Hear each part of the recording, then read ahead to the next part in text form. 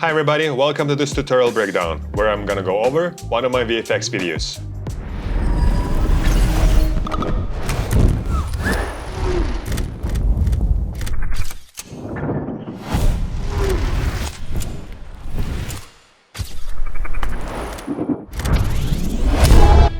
But before this, a word from my sponsor. This video is brought to you by MusicBed. You want your videos to stand out? Then you need the best music that you can find. MusicBed has music that is unique. You can find songs even on the biggest music platforms. I even added some of them to my playlist. Bring your stories to life with captivating music. Switch to MusicBed and start 14-day free trial now. Link below. Alright, let's just begin. So I start building my timelines in Premiere Pro, and what I usually like to do, I build my timeline here with the music and all the sound effects and all the clip selection.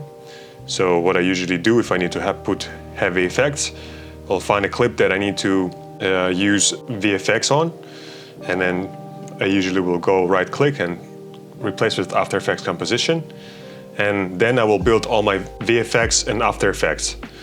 And then I go back here and I will cancel the dynamic link. And the reason I do it because this workflow works faster for me, it's easier on a computer, and it saves times on rendering. If I keep dynamic link in Premiere Pro and I build heavy VFX and After Effects, Premiere Pro will have troubles exporting the video.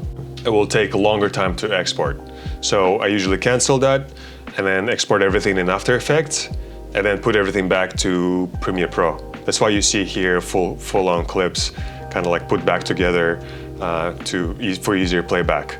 So a lot of effects will take faster to render in After Effects. If you have a faster computer, by all means, you can use dynamic link. But for me, to save time and save power for my computer, I try to avoid it. So let's just start with the beginning and go start breaking down my VFX first. And then we go over other things. So here's my intro of levitating and them having kind of like souls connecting to each other. So it's signify that they're a couple in my video. So also in my videos, I try to tell some sort of story. It's a visual story, but also underlining story. Obviously, it's a really short clips, but there's something deep in there, like a montage or like a mini trailer. That's what I try to achieve. Or if kind of like mini movies in its own way, if you will, because my goal is to slowly build towards that and go there. So have a little like movie story in here. So the way I filmed this in 3 parts. I have a full-on clip, which is right here, with 2 of them standing, and Lucio just basically doing a jump. And then I have a clean plate without them. And then I would have a rotoscope of the subject where he jumps. This is already exported footage, but usually what I try to do, here's original clips, I believe. So if you see here, this is him rotoscoped. He jumps. This is an original clip of both of them together. And this is how he jumps, right? So he jumps on the spot and he doesn't jump really high, but I shot it in 120 frames per second. And I have a clip slowed down on the jump. So it kind of looks like he's flying for a second. So I already kind of like prepped my clip here. So then I have a rotoscope version of him. And then what I also did, I added Twixtor to slow down him jumping even further. So I also animated the position, so it looks like he's jumping higher when he floats. So mix of both time remapping and Twixtor together to kind of like sell the effect. Different footage, different strategies, different ways of doing things. So this one worked here. And it was kind of like my solution to sell the effect. So this is the idea, rotoscope him, having the background footage, rotoscope him, make him levitate, slow him down, and then obviously add back shadows. This is kind of like shadows back on him floating, so don't forget that. So we have everything together to sell the effect.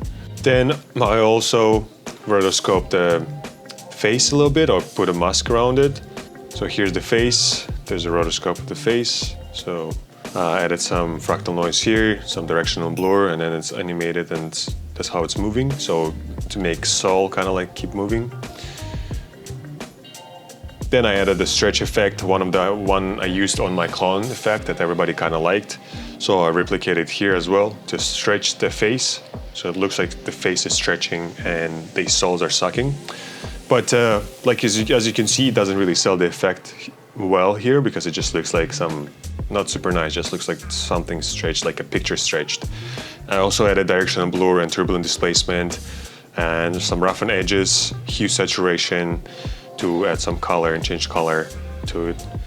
After that, processing went on adding some kind of like glow and rays. So without the glow, it's kind of doesn't look so realistic. Added some rays. Also used Boris Sapphire for all the effects. Boris is really great plugin. If you want to get something like that, that's amazing. I use a lot of effects from there. So rays are also giving like this glow towards the kind of like his soul is projecting some light towards her. I added another glow to make it even brighter. And yeah, I also blurred it out to smooth it out, make it smoother. So it looks like more like an energy rather than just like a picture stretched out. Added another glow, and then also added quick chromatic aberration. This is a free plugin from AS Scripts. Anyone can kind of like get it. So this is what kind of like the main build of the soul.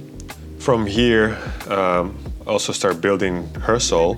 This is the rotor brush. So I rotoscoped her face a little bit, just parts of her face. So what I have here is I have a rotoscope mask of her. It's rotor brushed. And then I added stretch again to stretch her face a little bit, directional blur and turbulent displacement to move it so it looks like energy. And I animated the mask to going up. And then I went and added some more blur and then deep glow to kind of like add some more glow to energy. And I added more noise and more heat waves to kind of like cell effect around it. So here's a mask. You basically add displacement map with your fractal noise map. Also added compound blur. And if you see in the details, it has this energy kind of like heat wave radius around this. If I turn it off, it will disappear. So you see, it disappears. I added mask around it with the mask's feather to kind of sell it more. So if you look at a fire or energy, it gives off some kind of like heat. And this is what it does here. It kind of adds this soul effect. But it's up to preference, up to your own preference. Maybe you like it more kind of like this raw look without heat wave. It's anyone's preference. And here's another shockwave that I added as well. This is just a shockwave asset that I have. So this is basically shockwave that expands like that. And then I removed the black radius, so it's just like white. So it can be transparent in another layers. So I used shift channels and remove color mating. And then I masked this, and then I added Displacer Pro to kind of like sell the effect of another energy expanding from that. So I added extra heat wave to add a different texture to it, as you can see here. So you see those nice texture here that goes around this energy. And that's what it gives, this kind of like nice and RGB looking energy. If I turn it off, that will be just flat. So what I'm doing here, I'm just adding more energy and more layers towards like to sell it, to make it more realistic, to kind of like make it cool, make it more stylized per se. And the more you do those things, the better kind of like your image will look. And my favorite, I adding the RGB. So this is from Boris Sapphire. I'm adding another RGB layer here to kind of like make it more distorted and more RGB layers to this energy. So all of this is like pretty simple, straightforward clip, and me adding all these different elements on top just to make it like more stylized and more effects and kind of like sell the effect and make it more realistic rather than a little bit gimmicky. That's what I like to do, and that's how I like to process them. Obviously you can overdo it, so be mindful, be careful, but this is basically the intro. Also, the shot was shot on a tripod to make sure I don't move, and shot just stays the same, so it's easier for me to rotoscope everything and change anything I need. So from here, I kind of go to, so this is my intro is done, then I'll render the intro, so it's not, again, the layers on layers doesn't overload my computer, it's easier on. I post this on social media, so it's kind of like easier that way. Otherwise, you can also do ProRes, MOV, I do MP4, H.264, and then I bring them back to my timeline on After Effects, and I continue building my intro. So here's my ready intro. I also add in a little bit more of a motion blur, so when he flies in, there's some motion blur on him. I use RSMB, one of the best motion blur plugin, as long as you play with the good settings. From here, then I go into them appearing out of nowhere, which is another heavy effect. So first, I have rotoscope of both of them. So basically what I do, I rotoscope both of them, one and another one, just rotoscoped. If you see the original, here's the roto 1 or roto 2. Original one is just them running towards the camera while I kind of like go towards it too. So towards them as well. And what I do, I rotoscope each one of them. Then it all comes down to creating masks on each one of them. So I have masks, there's mask 1, mask 2. So basically what I do, I just expand the masks and it looks like he's appearing out of nowhere. So when the mask connects together with the nice feather, it sells the effect. It looks like they are teleporting from somewhere else. Same thing is done to another model. What I also add here is this displacement map of model 1. It looks like the energy shows up behind them, but essentially it's the copy of roto layer, and then I create a map with displacement map by selecting the running map together, animating a bit of horizontal displacement and max vertical displacement to kind of like sell the effect of energy showing up. So you see how background is moving. It looks like he's showing up and distorting the surroundings. Another thing that I added also is the light. So achieving that by adding set matte, vector blur, and then deep glow, and adding more curves to add kind of like different color towards what I have here, plus adding tint. So this kind of gives a glow around the subject to make it look like energy appears around him. And so if I look here, it looks like it's coming behind him with the energy. And if I bring back the map,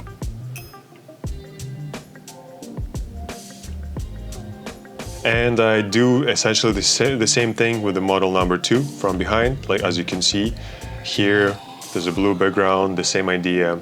And another thing I add is the shockwaves, similar to the intro.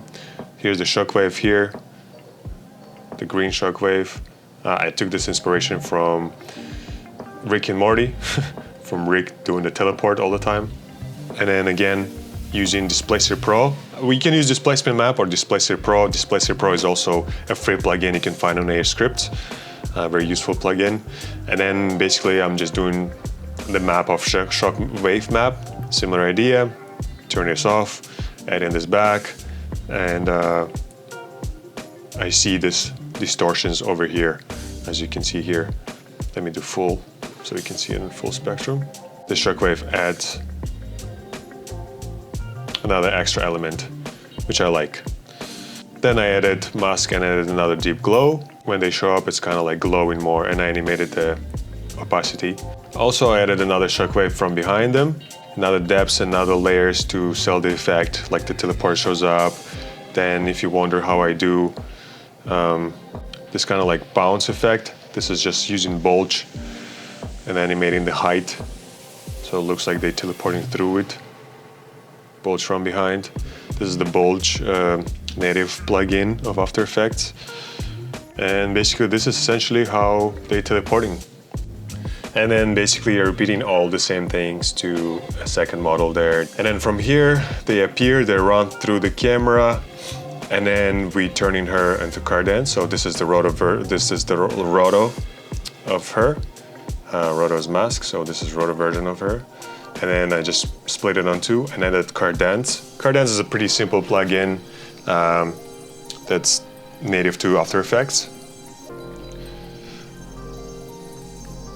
Added some flash. Flash I do just with either with deep glow or brightness and contrast. Here's the brightness contrast plugin. You can achieve this similar to deep glow by just adding some contrast, maybe more brightness. And if it's 1 or 2 frames, it just looks like it's flashing and it's enough to trick your eye to make a quick change. So I use Cardans, different. So you choosing your layer you want to, control, which is in my case is the same layer that I'm using. You changing the position of X and Y. Sometimes X, Y, and Z. I did change position of X and Z only. You can also do rotation. You can also do scale. But for me, I just need to make it look like it's a little 3D, and it changes a little bit here. Then I also added, to sell effect a bit more, I added some background, so it kind of moves with her. I animated the mask, so I added the mask, animated the mask path here, added Cardans as well, similar ways, the same idea.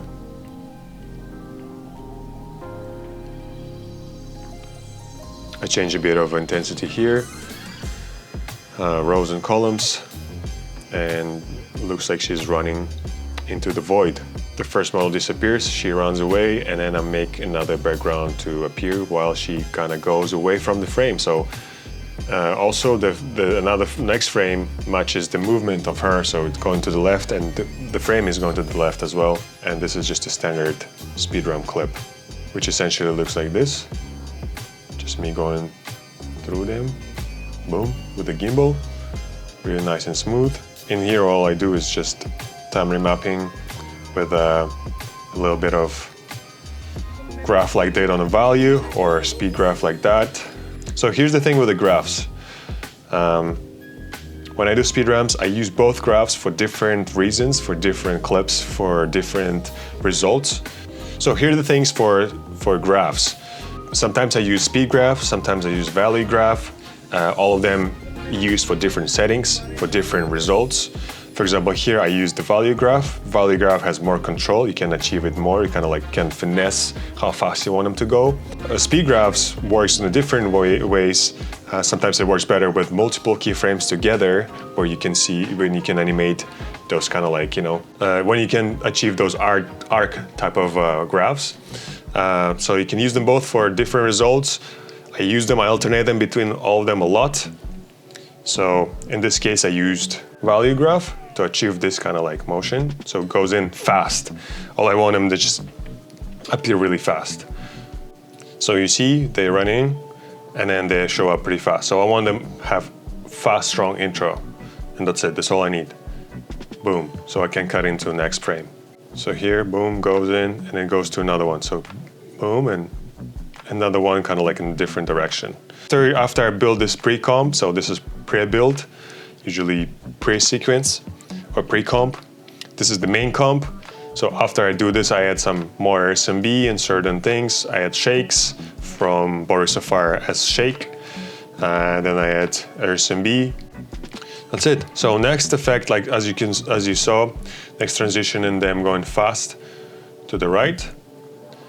So here I want to go fast from the left side to the right. So they went from right to left. Now I want to go from left to right.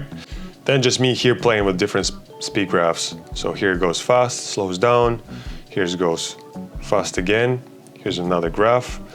I used value graph. Here's kind of like the way it looks. Just goes really quickly here. Here's another one. Here's an example of multiple keyframes together. So it goes in, boom, then goes out, goes in. So kind of like play with the effects. Obviously, much to the music of Travis Scott, Tenet, and flashes, then it goes back, so it goes in, then it goes back, but it's two different clips. It's a trick salt, and then goes out again, and then it goes into him again. So it's like boom, boom, goes in. This is all three different clips. Also, I added some tracking points. So if you go to tracker, you go stabilize motion. I showed it a few times. So stabilize on his face, then I stabilize on her face. So I switch between tracks. You can also do that as well. So you do one tracking point, then you go to another tracking point, and then I go to another third tracking point to track his face again. So it stabilizes to them. So it switches in between seamlessly. But the original clip itself just looks like that. Just me very slowly moving with the gimbal, and that's it. That's all I'm doing. On a wide lens, I think this was 11 millimeters lens.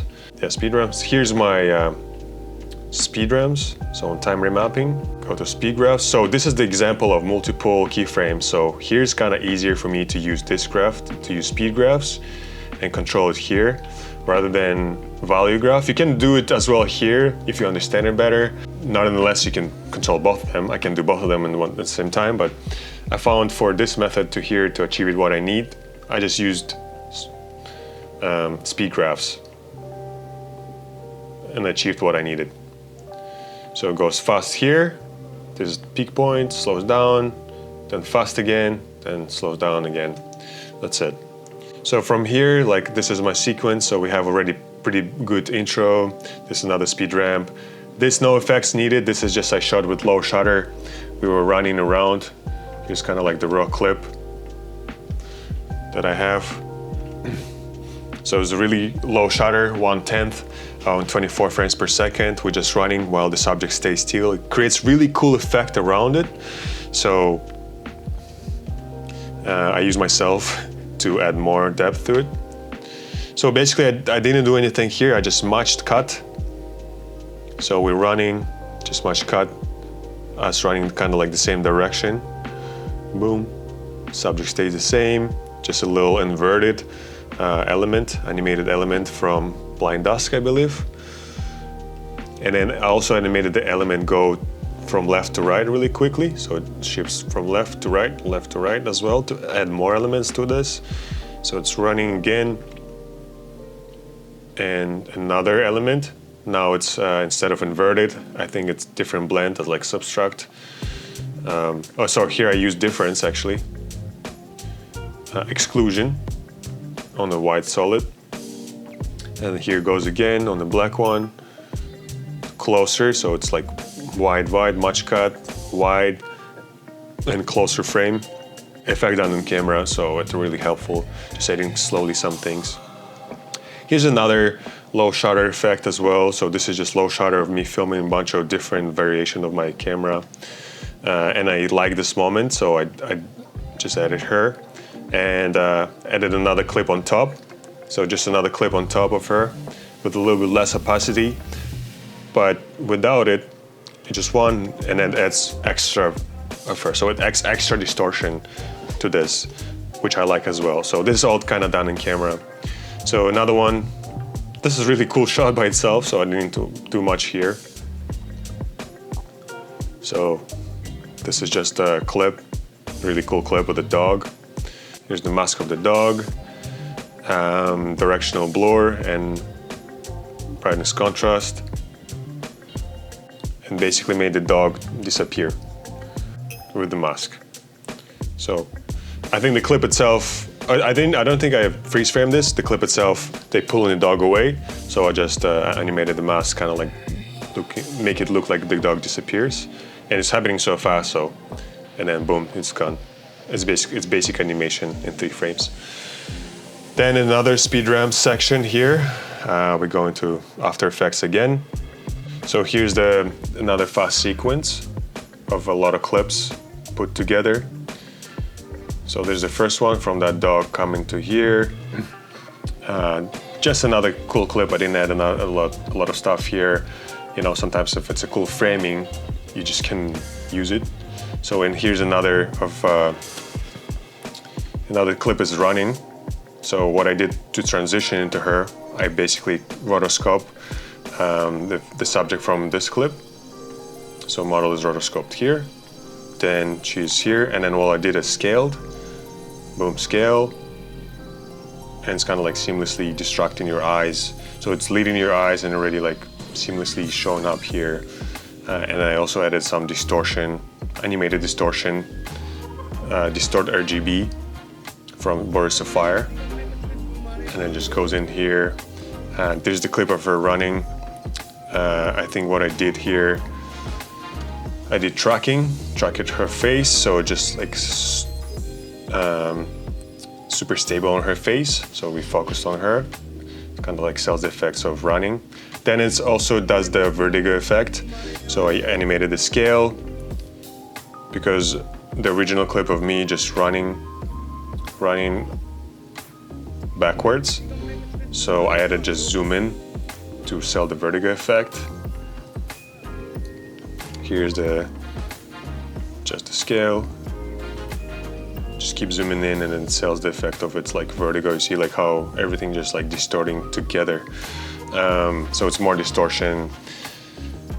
Then I added pixel sorter to add this kind of like pixely things on the brig. I thought it would added a little cool element and sold it more with like all of this kind of like smushing together, almost kind of like a Lego effect in a way. So that was really cool. Then again, I used the same technique, rotoscope him, use the scale to make him appear. He appears and then he zooms back into like regular frame. So also like boom, sells the effect, it goes fast. Boom, he's here, and then this is just regular clip of him. Also, I tracked the face. I like doing it a lot because it kind of gives more distortion, kind of gives extra cool look to it.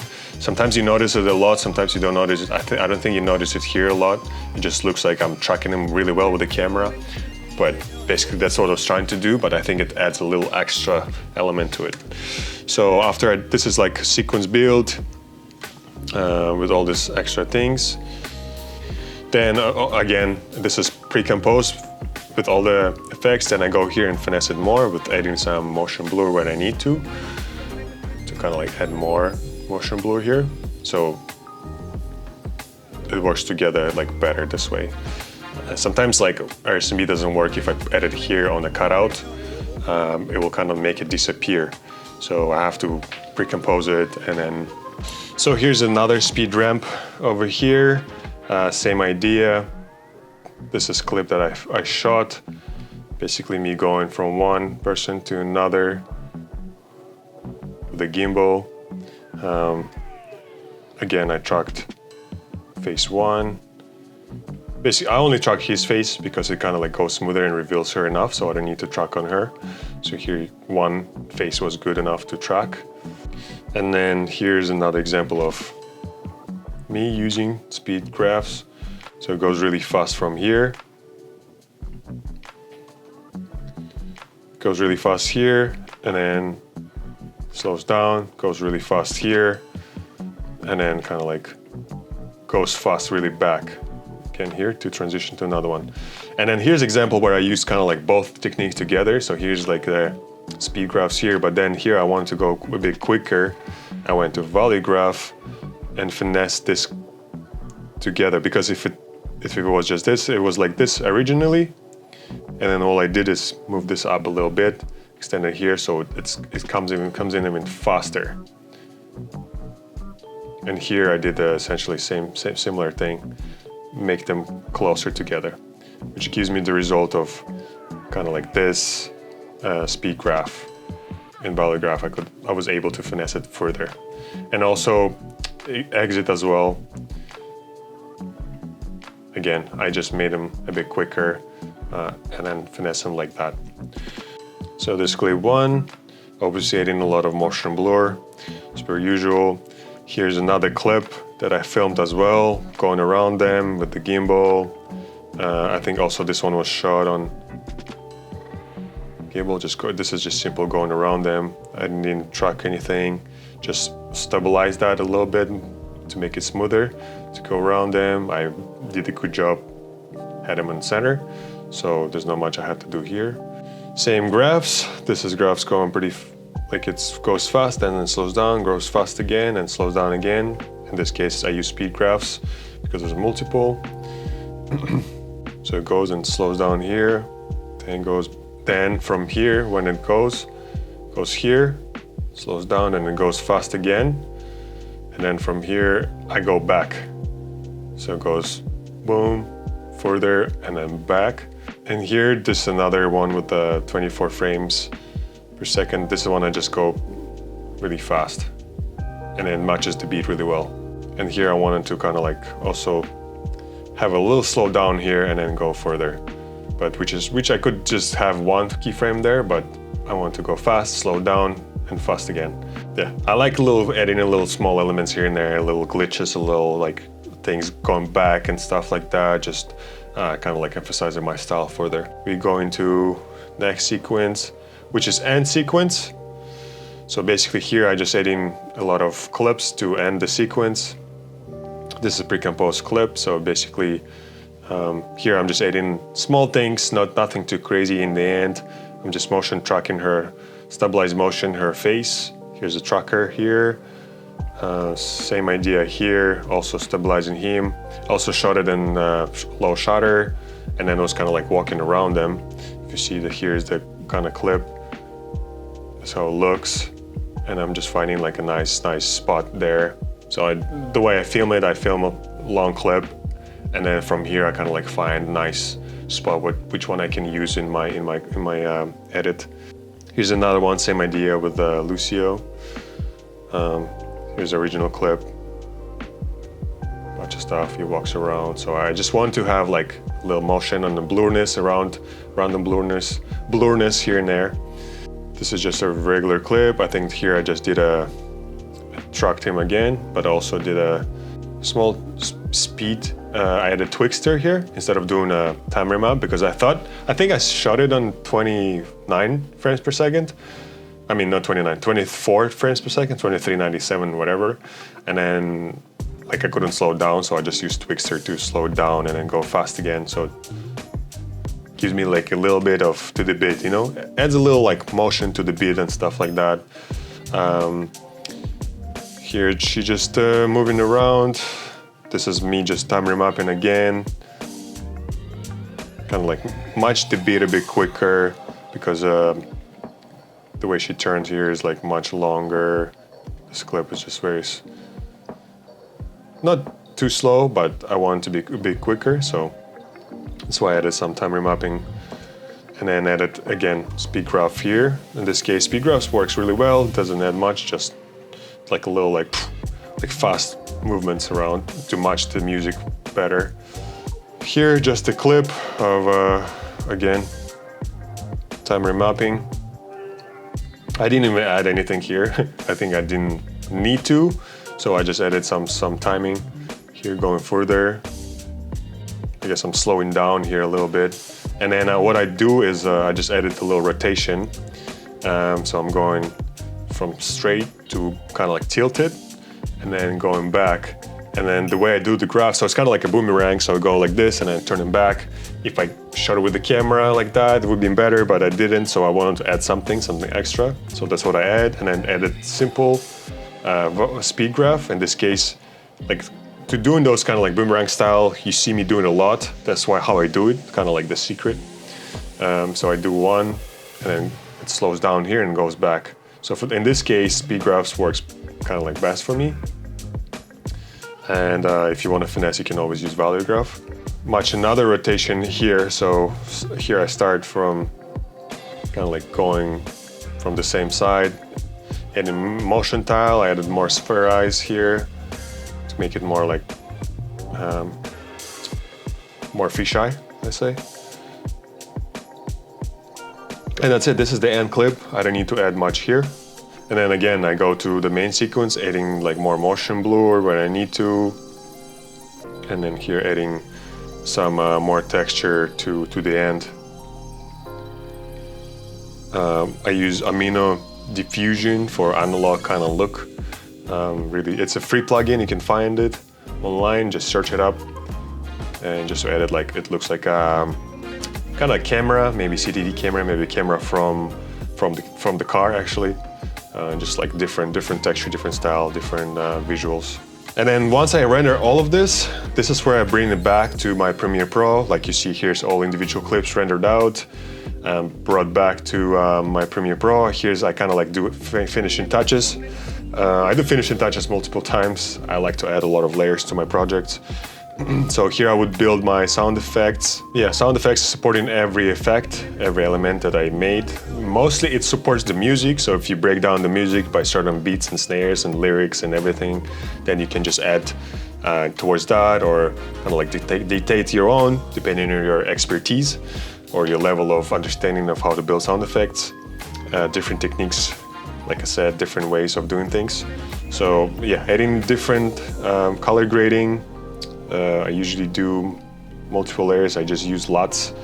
And then from here, yeah, I keep adding extra stuff. So for example, this is frame. I kind of like just did a screenshot of this, added to Photoshop, added a little like paint effect to it, just to have a little extra glitches. Here's another layers, like I said before, that I add. Some more flashes. This is just a Canon. So because my fisheye is only 7.5, it's not 4. Full meter gives you this kind of like look, where you kind of like looking through the hole of the door or something like that. I usually added extra to kind of sell the look. Works for me. Yeah, another flash effect of line, but basically what I did is just to add different texture. I expanded it, made it scale bigger, and then kind of like overlay to kind of like make it flash through it. So it kind of like gives off different flashes, different areas. Then I'm adding more text for another texture. This is basically text, then me animating brightness, contrast, sometimes opacity as well. I like to use different fonts. Then I play for the lyrics of the song. Here's as well, different font, different colors.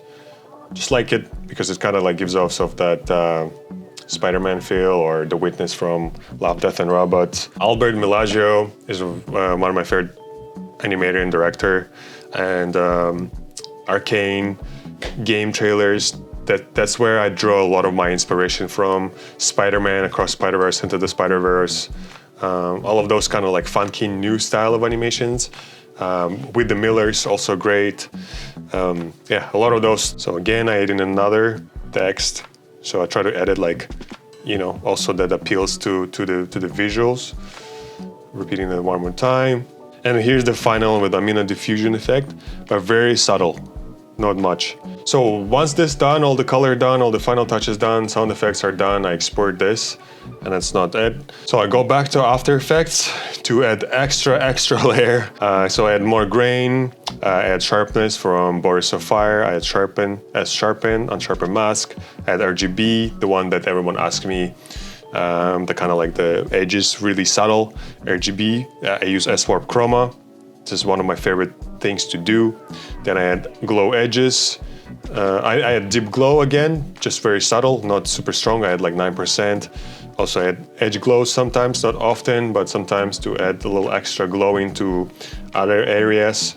So edge glows, it gives them like extra layer to glows, and kind of like a give, unique look to my videos. And sometimes what I do also, I use Topaz AI to add another layer to kind of like make everything smooth. And then I bring it back to After Effects. Not always I do that. Sometimes I do it. Sometimes based on the preference. Sometimes I want it to be more grainy. Sometimes I want it to be clean. Sometimes I want to have that kind of like wow effect for social media. So based on that, I do different things.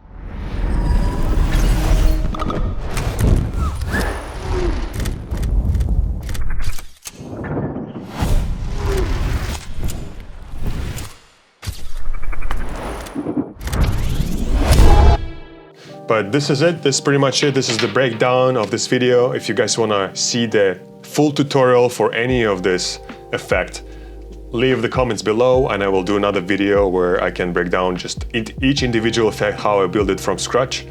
Could be just intro or any of the effects. And yeah, pick anything and then it will be full video. This is long awaited video. I hope you learned a lot. I hope you saw the breakdown, how I think, how I do things, the level of it. And yeah, if you guys have questions, leave them in the comments below. Follow me on Instagram.